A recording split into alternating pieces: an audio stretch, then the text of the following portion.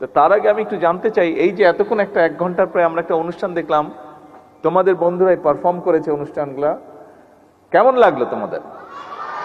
অনেক মজা লেগেছে? তোমরা তো করেছো, তোমাদের তো মজা লাগবেই। আর যারা উপরে দেখেছো তোমাদের কেমন লাগলো?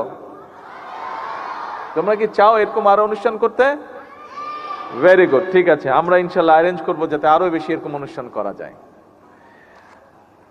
সম্মানিত সকল উপস্থিতিবৃন্দ এবং শিক্ষকবৃন্দ, আজকে এখানে শিক্ষকবৃন্দই বেশি আছেন খুব সম্ভবত, আমি যতটুকু ধারণা করতে পারছি। সারা বাংলাদেশে বিভিন্ন প্রাইমারি স্কুলে শিক্ষকবৃন্দ আছেন।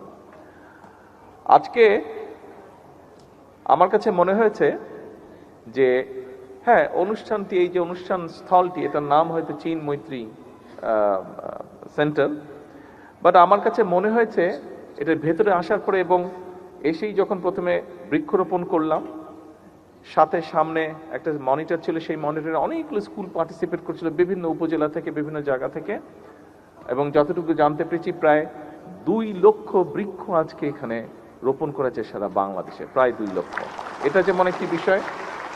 তারপরে আসলাম প্রায় সবগুলো জেলা থেকে, প্রায় 64টি জেলার সবগুলো জেলা থেকে এক একটি করে স্টল ছিল, এবং সেই স্টলগুলোতে দেখলাম আমাদের বন্ধুরা, ছোট ছোট বন্ধুরা প্রাইমারি স্কুলের, এবং সাথে টিচাররা কি সুন্দরভাবে স্টলটি সাজিয়েছেন, কে কিভাবে কার স্কুলে কি করছেন,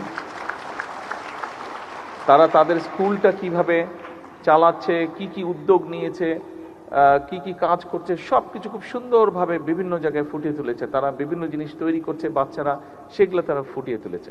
তারপরে এখানে আসলাম, এখানে বিভিন্ন রকম আমরা গান শুনলাম, আমাদের ছোট বন্ধুদের কবিতা আবৃত্তি শুনলাম, নাচ দেখলাম, বিভিন্ন রকম ডিবেট দেখলাম, আমরা বিভিন্ন রকম পারফরমেন্স দেখলাম।